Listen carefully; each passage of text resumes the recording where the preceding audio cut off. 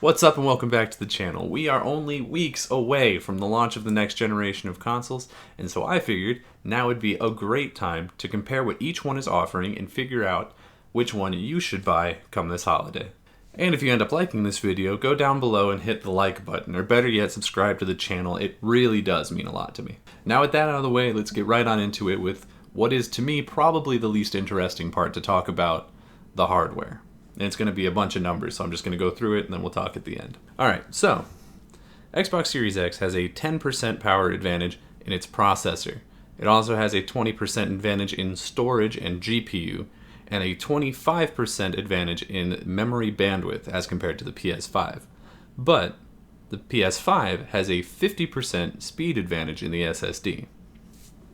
Now, I'm not a hardware guy, so take all this with a grain of salt, but it seems to me like almost a waste of effort to have for PlayStation to have an SSD that is so much more powerful when it looks like almost every other part in the box is not insignificantly less powerful than what the Series X has. I feel like having a fast SSD is just going to mean that you can load things really fast, but if your processor and your GPU are weaker, then you're not going to be able to do anything with it. You're going to end up with a bottleneck, like Drake and Josh in the sushi factory, where they're just throwing sushi all over the place because they don't know what to do with it. It just to me sounds like there's a high possibility of that leading to some kind of performance issues.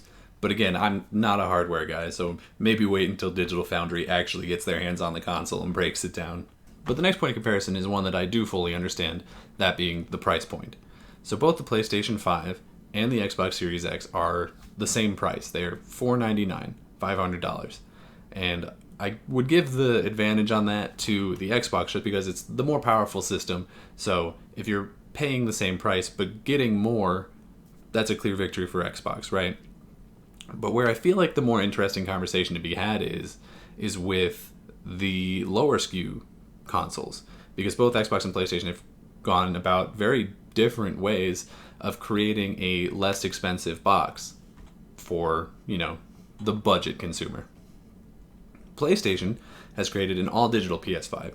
It looks almost exactly the same. It does all the same things. It just doesn't have a disc drive. And it's $100 less. So instead of $499, it's $399. Whereas over on the Xbox side of things, they have the Series S, which is a completely different system. It also doesn't have a disc drive, but it's less powerful than the Series X, right? So instead of, it still does all the same things. It still does ray tracing and VRS and all that good stuff, but just instead of doing it at 4K, it does it at 1440p for $200 less, for $299, which is an extremely competitive price point.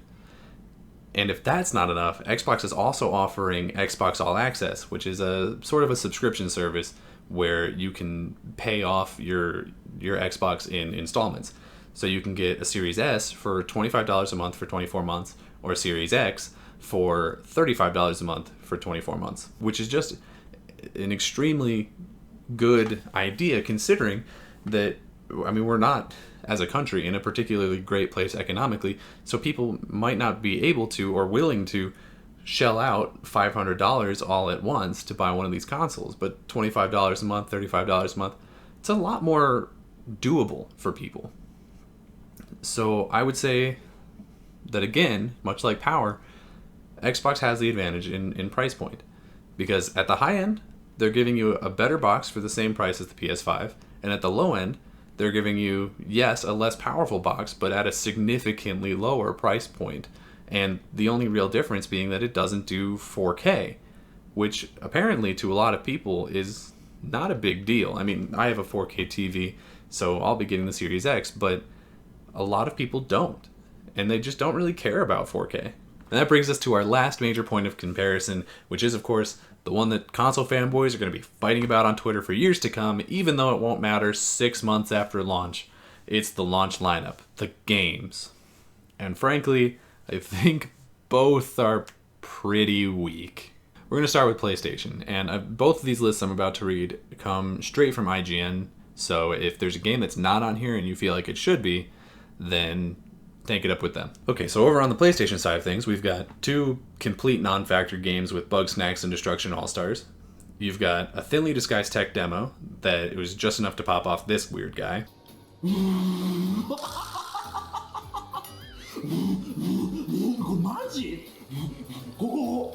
You've got Baby's first platformer made by the Crackdown 3 team of all people. The most generic game I've ever seen in my life. A remake of the worst Souls game. And a DLC. And now I know there's some of you who are going to start getting mad because I called Miles Morales a DLC. But let's not willfully forget that when this game was first announced, the original press release called it Spider-Man Remastered with some additional content. Okay? The original plan was for it to be a box art of Spider-Man and a little black box in the corner that said featuring Miles Morales. And then people went, "You're trying to sell us the same game you sold us 2 years ago?" And they went, "No," and they swapped those two pictures. That's all that happened. All right? So take it up with them. Meanwhile, over on the Xbox side of things, you've got 3 fairly forgettable indies in Bright Memory, 12 Minutes, and The Ascent. You've got the multiplayer add-on for a game that's been out on PlayStation for like a year and a half or 2 years. You've got a horror game that most people probably aren't even going to bother with. A single-player campaign for a game that's only popular in Korea. A strategy game that came out on PC a year ago. And for some reason, Yakuza 7. Which I don't think that's going to be like a system seller at all because it's only a timed exclusive. But I do think it's really funny because it's got a bunch of PlayStation-centric YouTube channels just all the way up in their feelings, right? Like, whenever PlayStation gets an exclusive, they're always like, "Wow, what a great idea. That's amazing. What an amazing business deal. I'm so glad they did that." But then whenever Xbox gets an exclusive deal, they're like, "You can't do that. You can't deny that game from the PlayStation audience." Like they're just completely incapable of separating their feelings towards a particular business deal from whichever piece of plastic they happen to prefer. It's hilarious. It's the best. But that's just the games that are available at launch, and it's not even counting multi-plat games like Cyberpunk or Assassin's Creed Valhalla, which are most likely the games that people are going to spend the most time in this holiday anyway. But that being said, I feel like it's important to keep in mind what we know we can expect from these two companies going forward. On the PlayStation side of thing, you know you're going to get probably a smaller number of very highly reviewed, very high quality games. Whereas over on the Xbox side of things, you know, they're still kind of proving themselves. This generation was not very good for them exclusives wise, you know? And they've clearly taken a lot of steps to combat that, you know, whether it's really great studio acquisitions like Bethesda, Obsidian, Double Fine, Ninja Theory, like all of that, or if it's Game Pass, you know, if it's just the pure value proposition of getting all of their exclusives for very cheap, you know?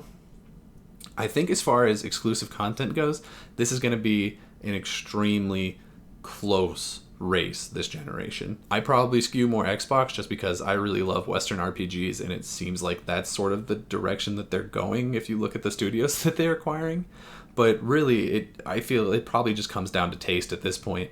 But the point of this video was to tell you which console I think you should buy this holiday, right? Which one is more compelling? And to me, the clear answer is neither. Neither of these consoles are offering anything at launch that won't be the same or better 6 months to a year from now. The power is going to be exactly the same, but you won't have to worry about things like all the Bloomberg articles saying, "Oh, the PS5 is overheating. Oh, there's had shortages for this console or this and that." You don't have to worry about that because a year from now, you'll know whether or not it's true. The price will either be the same or most likely it'll start to drop, especially if you wait the full year and you can pick it up around Black Friday. And the games, I mean, by the time you buy it next year, there might actually be some games that are worth spending $500 to play. Because right now you look at it and the best games on both sides are a remake of a PS3 game and the Yakuza game that you could play on at launch on either of your current gen systems. So there's really just nothing particularly compelling for either of them. But let me know what you guys think in the comments down below. Are you getting a next gen console? If so, which one and why? And until next time, I'll see you around.